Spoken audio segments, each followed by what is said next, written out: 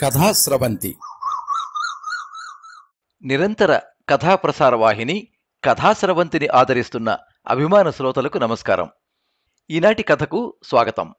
అనువాద కథల పరంపరలో ఈరోజు మీరు వినబోయే కథ శ్రీ రంగనాథ రామచంద్రరావు గారు అనువదించిన భారతీయ భాషల కథా సమాహారం భారతీయం నుండి ఓ జోగీందర్ అస్సామీస్ కథ. మూల రచన శ్రీ ప్రశాంత్ కుమార్ దాస్, తెలుగు అనువాదం శ్రీ రంగనాథ రామచంద్రరావు. వినిపిస్తున్నది పప్పు భోగారావు. కర్నూలు జిల్లా ఆదోని పట్టణానికి చెందిన ప్రముఖ అనువాద రచయిత శ్రీ రంగనాథ రామచంద్రరావు గారు అన్నపూర్ణ రఘునాథరావు దంపతులకు 1953 సంవత్సరం ఏప్రిల్ 28వ తేదీన ఆదోనిలో జన్మించారు. బిఎస్సి, ఎంఏ ఆంగ్లం, బిఈడి చదివారు. ఆదోని నెహ్రూ మెమోరియల్ పాఠశాలలో గణిత ఉపాధ్యాయుడిగా విధులు నిర్వహించి 2011 సంవత్సరంలో రిటైర్ అయ్యారు. హైదరాబాద్లో స్థిరపడ్డారు. రంగనాథ రామచంద్రరావు బాలల కోసం ఎన్నో రచనలు చేశారు. గొప్ప త్యాగం, ఎత్తుకు పై ఎత్తు కథల సంపుటాలు, సుచిత్ర, శ్రీ రాఘవేంద్ర స్వామి చరిత్ర, గవర్నర్ పిల్లి, అద్భుత మంత్రం, వివిధ దేశాల జానపద కథలు, తోక వచ్చే కత్తిపోయే ఢామ్ ఢామ్ ఢామ్ అనే పుస్తకాలు ప్రచురించారు. అంతేకాక గడుసు భార్య, జానపద కథలు, సింధ్బాద్ సాహసయాత్రలు, గలివర్ సాహసయాత్రలు, ఆలీబాబా 40 దొంగలు, అల్లావుద్దీన్ అద్భుత దీపం, శ్రీమతి విజయలక్ష్మి పండిట్ పుస్తకాలు బాలల కోసం సిద్ధం చేశారు. రంగనాథ రామచంద్రరావు సూర్యనేత్ర, స్వప్నమిత్ర, రంగనాథ, మనస్విని, నిగమ, స్వరూపాదేవి తదితర కలం పేర్లతో ఇప్పటి వరకు 300కు పైగా వివిధ ప్రక్రియలలో రచనలు, 250 కథలు, 140కి పైగా బాలల కథలు, 70కి పైగా స్వంత కథలు అందించారు. కేంద్ర సాహిత్య అకాడమీ కోసం తిరుగుబాటు, వడ్డారాధన, రాళ్లు కరిగే వేళ, పూర్ణచంద్ర తేజస్వి, అంతఃపురం, అవధస్వరి, వాగు వచ్చింది, మరిగే ఎసరు రచనలు అనువాదం చేశారు. దింపుడు కళ్ళం, నేనున్నాగా, మళ్లీ సూర్యోదయం ఈయన సొంత కథా సంపుటాలు. భారతీయం వీరి భారతీయ భాషల అనువాద కథా సమాహారం. ఓ సంచారి అంతరంగం, అక్రమ సంతానం, మౌనంలో మాటలు, జోగిని మంజమ్మ, బుర్రకథ ఈరమ్మలు ఆత్మకథలు, తేనెజాబులి, షూటర్ త్యాగరత్న, ఓ రైతు కథ, భారతీపురం, తారాబాయి లేఖ, అనిమల్ ఫామ్, రాయల్ ఎన్ఫీల్డ్ ఈయన అనువాద నవలలు. వీరి కాలేజీ లెక్చరర్ అయిన ప్రముఖ హిందీ రచయిత శ్రీ అనంత కమల్నాథ్ పంకజ్ గారితో వీరి పరిచయం వీరిని ఒక అనువాదకుడిగా నిలబెట్టిందని చెప్తారు. పత్రికా రంగంలో వీరిని ఒక అనువాదకునిగా తీర్చిదిద్దిన ఘనత ప్రముఖ కథా రచయిత, అనువాదకులు, ఒకప్పటి విపుల సంపాదకులు శ్రీ చలసాని ప్రసాదరావు గారిదని చెప్తారు. ఒక్క విపుల మాసపత్రికలోనే 100కు పైగా వీరి అనువాదాలు ప్రచురింపబడ్డాయంటే చలసాని ప్రసాదరావు గారు, చంద్రప్రతాప్ గారి ప్రోత్సాహమే కారణమని చెప్తారు. వీరిని ప్రోత్సహించిన మరొక సాహితీవేత్త, అద్భుతమైన కథకులు శ్రీ ఏఎన్ జగన్నాథ శర్మ గారు. శ్రీ రంగనాథ రామచంద్రరావు ఉత్తమ ఉపాధ్యాయ పురస్కారం అందుకోవడంతో పాటు 10ల సంఖ్యలో సాహిత్య పురస్కారాలను అందుకున్నారు. 2020 సంవత్సరానికి గాను కేంద్ర సాహిత్య అకాడమీ వారి అనువాద పురస్కారం వీరిని వరించింది. కన్నడ రచయిత శాంతినాథ దేశాయ్ రచించిన ఓం నమో పుస్తకాన్ని రంగనాథ రామచంద్ర 2018లో తెలుగులో అనువదించారు. ఈ రచన పురస్కారానికి ఎంపికైంది.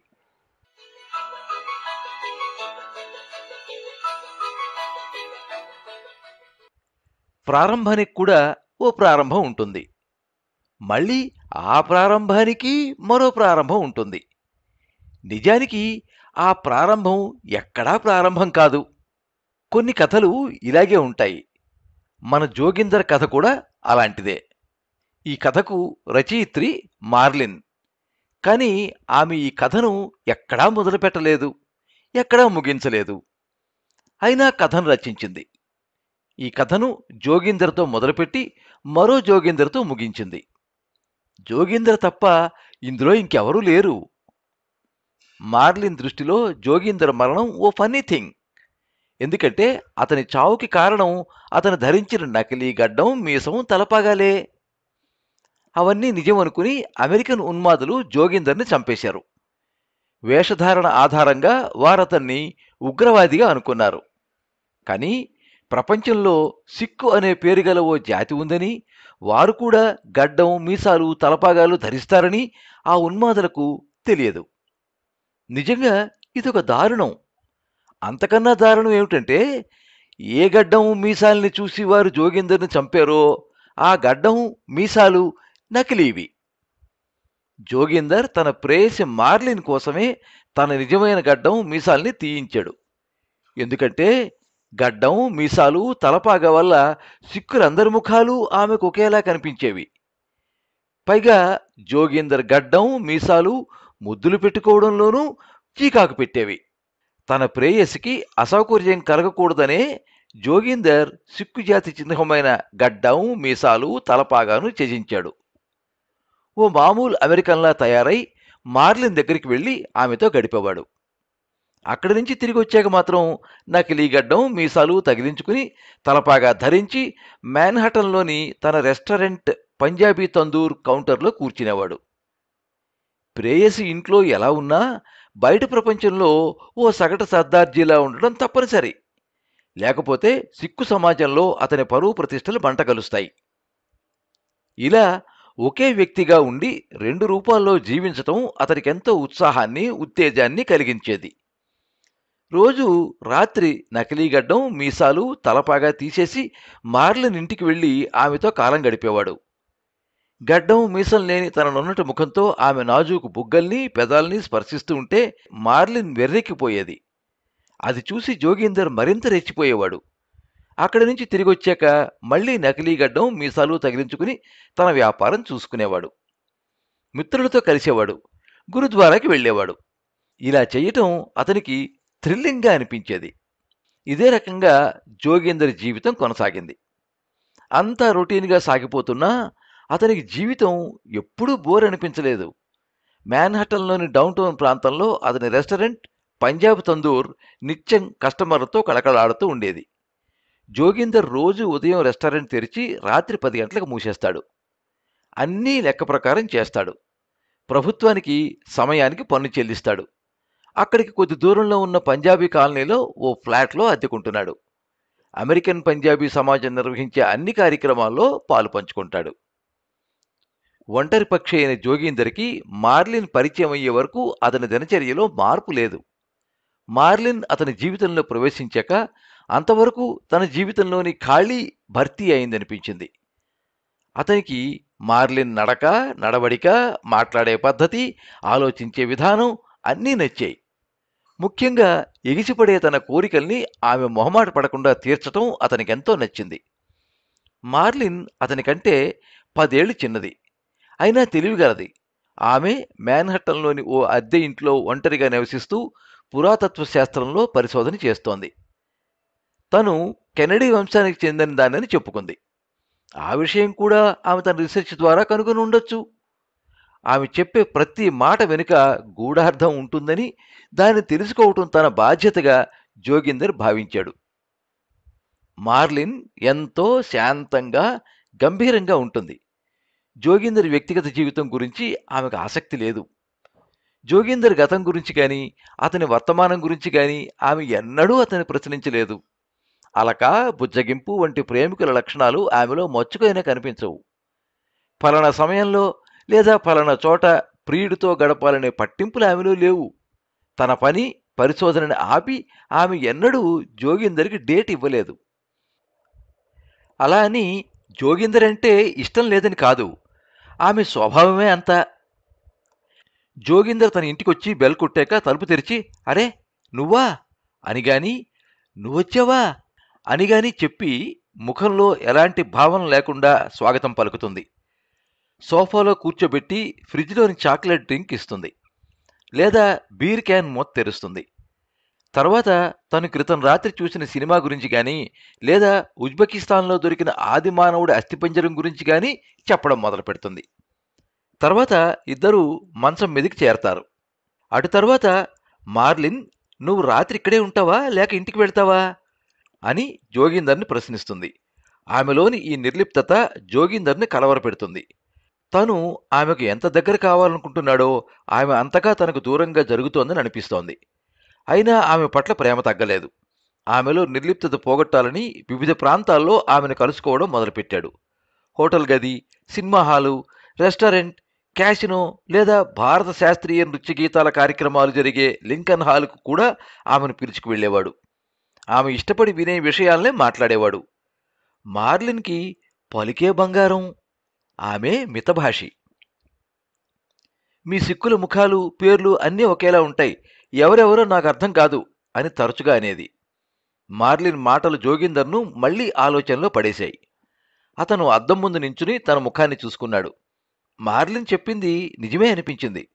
తన ముఖం ఓ సగటు సిక్కు ముఖంలా ఉంది తప్ప తన ముఖంలా లేదనిపించింది. అతను జోగిందర్ అని తనను తాను పిలిచాడు. ఎంతో మందిని పిలిచినట్టు అనిపించింది. చిన్నప్పుడు స్కూల్లో చదువుకునేటప్పుడు తన క్లాసులో 2 జోగిందర్లు ఉండేవారని అతనికి గుర్తొచ్చింది. ఇప్పటికీ అదే పేరుగల బంధువులు 2 అతనికి ఉన్నారు. జోగిందర్ పేరుతో ఇండియన్ హాకీ క్రీడాకారుడు కూడా ఉన్నాడు. ఓ బాంగ్డా గాయకుడు కూడా ఉన్నాడు. అతనికి పంజాబ్లో మంచి పేరుంది. అంతేకాదు, ఈ మధ్య జోగిందర్ షికాగోకి వెళ్ళినప్పుడు అక్కడ తన పేరుగల ఓ టాక్సీ డ్రైవర్ కూడా కనిపించాడు. ఈ విషయాలన్నీ గుర్తొచ్చాక మార్లిన్ చెప్పింది నిజమే అని అతనికి నమ్మకం ఏర్పడింది. అప్పుడే అతను ఒక నిర్ణయానికి వచ్చాడు. తను గుంపులో గోవిందా కాకుండా మార్లిన్కి ప్రత్యేకంగా కనిపించాలనుకున్నాడు. వెంటనే రహస్యంగా సెలూన్కి వెళ్ళి గడ్డం మీసాల్ని తీయించాడు. తల మీద జుత్తు కూడా బాగా తగ్గించాడు. అలా సరికొత్త అవతారంలో అతను మార్లిన్ దగ్గరికి వెళ్ళాడు. జోగిందర్ చేసిన త్యాగం మార్లిన్ని పెద్దగా ప్రభావితం చేయలేదు. ఆమె దృష్టిలో మత విశ్వాసాలకు గొప్ప ప్రాధాన్యత లేదు. అవి మనిషి పరిణామక్రమంలో ఓ భాగం మాత్రమే. జోగిందర్ని తను చేసిన మతద్రోహం కన్నా మార్లిన్ ఉదాసీనత ఎక్కువగా బాధించింది. అతను మరోసారి అద్దం ముందు నుంచుని మారిన తన రూపాన్ని చూసుకున్నాడు. అతనికెంతో గర్వంగా అనిపించింది. ఇప్పుడు ప్రపంచంలో తానొక్కడే జోగిందర్. తనలాంటి జోగిందర్ ఎవరూ లేరు. జోగిందర్ సదా మీ సేవలో అనే లేబుల్ ఎక్కడైనా దొరికితే అది తనకు సంబంధించినదే అయి ఉంటుంది. ఎందుకంటే జోగిందర్ అంటే తానొక్కడే. మరో జోగిందర్ ఈ భూమండలంపై లేనేలేడు అని అనుకున్నాడు. అప్పుడు అతని ఛాతీ 2 అంగుళాలు పొంగింది. అయితే సిక్కు సమాజంలో తను పాత జోగిందర్లా కనపడక తప్పదు. అందువల్ల అతను ఒక మంచి మేకప్ షాప్కెళ్ళి నకిలీ గడ్డం మీసాలు కొనుక్కున్నాడు. వాటిని తగిలించుకుని తలపై పాగా ధరించాక అచ్చం పాత జోగిందర్లా మారిపోయాడు. ఆ వేషంలో ముందుగా ఓ సిక్కు ఇంట్లో జరిగిన డిన్నర్ పార్టీకి వెళ్ళాడు. అతన్ని ఎవరూ అనుమానించలేదు. మరునాడు గురుద్వారాకి వెళ్ళొచ్చాడు. తర్వాత ఓ పెళ్లికి కూడా హాజరయ్యాడు. జోగిందర్ తన ప్రేయసి కోసం ఇంత చేసినా ఆమె అతని వ్యక్తిగత జీవితం గురించి ఎన్నడూ అడగలేదు. అతని కుటుంబం గురించి కానీ జీవనోపాధి గురించి కానీ ప్రశ్నించలేదు. కనీసం అతను ఏ దారిలో తన ఇంటికొస్తున్నాడో, రాని రోజు ఎలా గడుపుతున్నాడో కూడా అడగలేదు.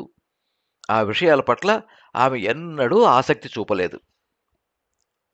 ఓ రోజు వాళ్ళిద్దరూ సరదాగా బీచ్కి వెళ్లాలనుకున్నారు. ఉదయం 6 గంటలకు మెట్రో స్టేషన్లో కలుద్దామని జోగిందర్ మార్లిన్కి చెప్పాడు. ఒకరోజు ముందే ఆన్లైన్లో ట్రైన్ టికెట్లు బుక్ చేసుకున్నారు. జోగిందర్ తెల్లవారుగానే ఇంట్లోంచి బయటకొచ్చాడు. అంతలో పొరుగింటి ఆయన గుండుపోటు వల్ల మరణించాడని తెలిసింది. మృతుని ఇంటికి వెళ్లి కుటుంబ సభ్యులను పరామర్శించడం తన బాధ్యతగా భావించి అతను ఆ పని ముగించి మెట్రో స్టేషన్కి చేరుకున్నాడు. అప్పటికే 1.5 గంట ఆలస్యమైంది. వారి ట్రైన్ వెళ్ళిపోయింది. వెయిటింగ్ రూమ్లో కూర్చున్న మార్లిన్ దీక్షగా ఓ సైన్స్ పత్రిక చదువుతుండడం కనిపించింది. జోగిందర్ ఆమెకు సారీ చెప్పబోయాడు. కానీ ఆలస్యంగా వచ్చినందుకు ఆమె కోపగించుకోలేదు.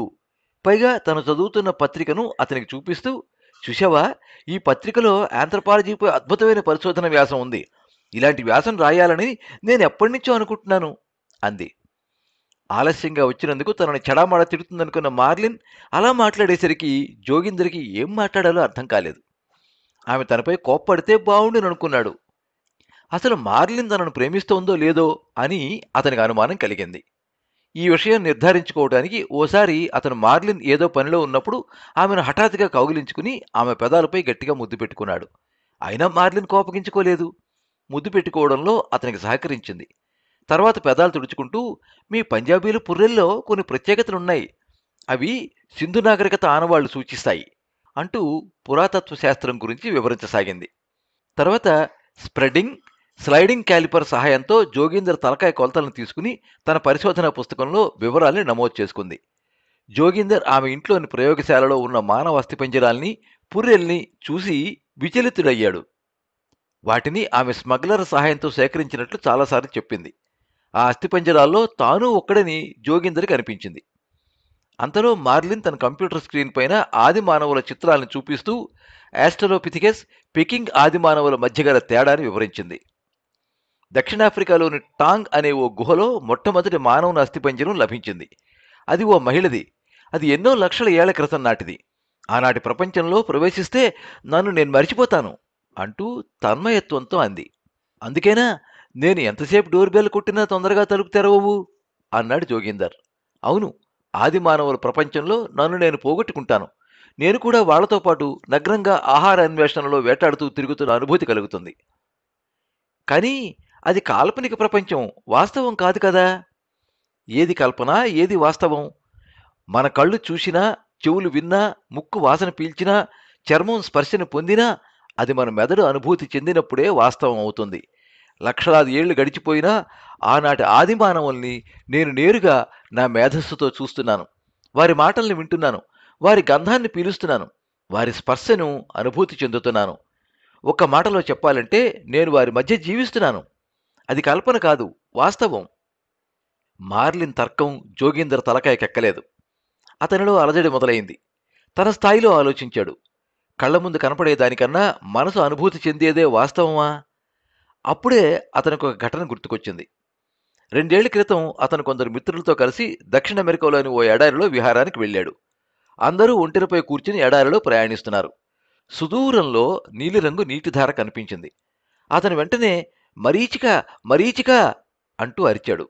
కొంత దూరం ప్రయాణించాక ఆ దృశ్యం ఉన్నట్టుండి మాయమైంది. అయినా అది తన కళ్ల ముందు కదలాడుతున్నట్టు అనిపించింది. అంటే తనకు కనపడింది వాస్తవమా? నిజంగానే అక్కడ నీలం రంగు నీటిధార ఉందా? అది ఎండమావి కాదా? అయితే ఆ నీళ్లు ఉన్నట్టుండి ఎలా మాయమయ్యాయి? దానికి ఎవరు జవాబు చెప్పగలరు? ఇలా మార్లిన్ చెప్పే విషయాలన్నీ అతన్ని అంతర్మథనానికి గురిచేసేవి. అయినా అతను మార్లిన్తో ఎక్కువగా వాదించేవాడు కాదు. రోజూ తన పని ముగిశాక నకిలీ గడ్డం మీసాలు తీసేసి మార్లిన్ దగ్గరికి వెళ్లి ఆమెతో గడిపేవాడు. తర్వాత మళ్లీ వాటిని తగిలించుకుని వ్యాపారం చూసుకునేవాడు. ఇలా కొన్నాళ్లు గడిచాయి. ఓ రోజు హఠాత్తుగా అమెరికాలోని వరల్డ్ ట్రేడ్ సెంటర్పై తీవ్రవాదుల దాడి జరిగింది. సిఎన్ఎన్ ఛానల్లో పదే పదే ఈ దృశ్యం చూపబడింది. 2 విమానాలు ఒకదాని తర్వాత మరొకటి ట్విన్ టవర్లను ఢీకొనటం, ఢీకొన్న కొన్ని క్షణాల్లోనే అగ్నిగుండంగా మారటం, వాటి తాకిడికి టవర్లు పేకమేడల్లా కుప్పకూలటం, జనం పిట్టల్లా రాలిపోవటం, చుట్టూ హాహాకారాలు మిన్నిముట్టటం, జనం దిక్కుకొకరు పరిగెత్తటం. ఈ దృశ్యాలన్నీ వరుసగా చూపించారు. దేశమంతా ఉద్రిక్తంగా మారింది. ఉద్రిక్తత మాన్హాట్టన్ వరకు పాకింది. జోగీందర్ తన రెస్టారెంట్ మూసేసి పక్కింట్లో టీవీ చూస్తూ గడిపాడు. కొద్ది రోజుల వరకు అతని మిత్రుల మధ్య ఇదే విషయం చర్చనీయాంశంగా మారింది. ఆఫ్ఘనిస్తాన్పై అమెరికా దాడి, తాలిబాన్లపై బాంబుల వర్షం, టీవీలో కనిపించే లాడెన్, అతన్ని పట్టుకోవడానికి అమెరికా ప్రపంచాన్నంతా జల్లెడ పట్టి వెతికినా అతను దొరక్కపోవడం, ఈ విషయాలన్నీ జోగీందర్ మిత్ర బృందానికి రోజూ చర్చనీయాంశాలుగా మారాయి. ఓ రోజు జోగీందర్ తన రెస్టారెంట్ కౌంటర్పై కూర్చున్నాడు. అప్పుడే అక్కడ అల్పాహారం కోసం ఓ వియత్నాం కుటుంబం వచ్చింది. ఆ కుటుంబ పెద్ద తన వాళ్లకు జోగీందర్ని చూపిస్తూ, చూశారా, లాడెన్ అమెరికాలోనే ఉన్నాడు. అతను ఆఫ్ఘనిస్తాన్లో ఉన్నాడని ఆ దేశంపై బాంబులు వేస్తున్నారు. అమెరికా లాడెన్ని చూపించి తన శత్రు దేశాలపై దాడి చేస్తోంది. గతంలో మా దేశంపై కూడా దాడి చేసి నాశనం చేసింది అంటూ ఆవేశంగా అరిచాడు. సహజంగానే వియత్నామీలకు అమెరికా అంటే ద్వేషం. అందువల్ల ఆ వియత్నామీ తనను నిందించిన జోగీందర్ కిమ్ అనలేదు. అయితే కాసేపట్లోనే ఆ వియత్నామీకి జోగీందర్ ఒక ఇండియన్ అని తెలిసింది. అతను జోగీందర్కు క్షమాపణ చెప్పబోయాడు. కానీ అప్పటికే జరగాల్సిన నష్టం జరిగిపోయింది. అతని మాటల ప్రభావంతో అక్కడ గుమికూడిన జనం హోటల్పై దాడి చేశారు. ఓ యువకుడు ఆవేశంతో పిస్తోల్ తీసి జోగీందర్ని కాల్చి చంపేశాడు. ఈ విషయం తెలియగానే అమెరికాలోని సిక్కు సమాజం ఆందోళనకు దిగింది. అమెరికన్ ప్రభుత్వం సిక్కులకు రక్షణ కల్పించాలని కోరింది. జోగీందర్ మరణంపై విచారణ జరిపిన FBI ఇది అపార్థం వల్ల జరిగిన హత్యగా తన రిపోర్టులో పేర్కొంది. వియత్నామీ వ్యక్తి తప్పుడు దూషణ, దానికి అల్లరిమూకలు అతిగా స్పందించడం వల్ల చోటు చేసుకున్న దురదృష్టకరమైన మరణంగా అభివర్ణించింది. అల్లరిమూకలకు ప్రపంచంలో సిక్కు అనే ఒక మతం ఉన్న విషయం తెలియదని, వారి వేషధారణ ఉగ్రవాదులతో పోలుతూ ఉన్నా వాళ్లకి ఉగ్రవాదులకు ఎలాంటి సంబంధం లేదని, ఈ విషయం తెలియక హంతకులు ఘోరమైన పొరపాటు చేశారని తన రిపోర్టులో పేర్కొంది. పైగా జోగీందర్ బాధ్యత గల ఇండో అమెరికన్ పౌరుడని, సక్రమంగా వ్యాపారం చేసుకుంటూ సకాలంలో పన్నులు చెల్లించే నాగరికుడిని ప్రశంసించింది. అయితే అతనుకు సిక్కు అయినా తన గడ్డం మీసాల్ని తీయించుకుని నకిలీ గడ్డం మీసాలు ఎందుకు ధరించాడో వారికి అంతుబట్టలేదు. ఏదో కారణం వల్ల అతను గడ్డం మీసాల్ని తీయించాడనుకున్నా వాటిని మళ్లీ ధరించకుండా ఉంటే అతని హత్య జరిగి ఉండేది కాదని FBI తన రిపోర్టులో విశ్లేషించింది. జోగీందర్ తన ప్రేయసి మార్లిన్ కోసం తన గడ్డం మీసాలను తీయించుకున్న సంగతి ఎవరూ ఊహించలేకపోయారు. ఆ రోజు అతను తొందరగా రెస్టారెంట్ మూసేసి గడ్డం మీసాలు తీసేసి మార్లిన్ ఇంటికి వెళ్లాలనుకున్నాడు. కానీ ఆలోగా అతని ప్రాణం పోయింది. జోగీందర్ హత్య మార్లిన్ని ఆశ్చర్యంలో పడేసింది. అతని నకిలీ గడ్డం మీసాలే అతని చావుకి పరోక్షంగా కారణాలయ్యాయని తెలిసి విస్తుపోయింది. మధ్యయుగాల నాటి మనిషి పుర్రే, జుత్తు విన్యాసం, కంటి రంగు ప్రత్యేకత ఏమిటి? మరియు తలపాగా ధరించే సిక్కుజాతి మనుషుల శారీరక నిర్మాణంలో ఎలాంటి వ్యత్యాసాలున్నాయో ఈ విషయాలను ప్రతి సాధారణ మనిషి తెలుసుకోవాలని అనుకుంటాడని మార్లిన్ గ్రహించింది. అందుకే జోగిందర్ హత్య జరిగాక ఆమె సిక్కుల శారీరక పరిణామ క్రమంపై రీసెర్చ్ మొదలుపెట్టింది. ఆ పరిశోధనకు జోగిందర్ పుర్రె కొలతలే ఆధారం తీసుకుంది. ఆ కొలతల్ని జోగిందర్ సజీవంగా ఉన్నప్పుడు మార్లిన్ స్వయంగా తన చేతులతో తీసుకుని పుస్తకంలో నమోదు చేసుకుంది. మార్లిన్ ప్రారంభించిన ఈ కొత్త మనోవైజ్ఞానిక పరిశోధనకి జోగిందర్ మృత్యువే ప్రేరణ. మనిషి, మతం, ప్రేమ, వైరం, సంప్రదాయం వంటి అంశాల చుట్టూ తిరిగిన జోగిందర్ జీవితం అతని మరణంతో ఓ కొత్త కథకు శ్రీకారం చుట్టింది.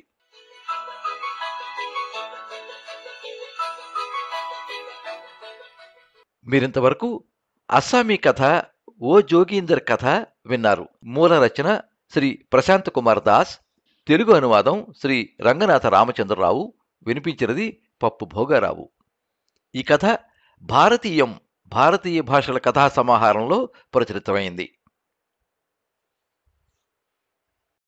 ఈ కథ మీద మీ అమూల్యమైన అభిప్రాయాన్ని కింద కామెంట్ బాక్స్లో రాయండి. ఈ వీడియోని లైక్ చేయండి, మీ మిత్రులందరికీ షేర్ చేయండి. ఇలాంటి మరిన్ని మంచి కథలు వినిపించడానికి ఈ ఛానల్ని సబ్స్క్రైబ్ చేసుకోండి. పక్కనే ఉండే బెల్ ఐకాన్ని క్లిక్ చేస్తే ఇలా అప్లోడ్ చేసే వీడియోల వివరాలన్నీ కూడా మీకు ఎప్పటికప్పుడు నోటిఫికేషన్ ద్వారా తెలుస్తాయి. ఎప్పుడు మీ అభిమానాన్ని కోరుకునే పప్పు భోగారావు. సర్వే జనాః సుఖినో భవంతు. కథా స్రవంతి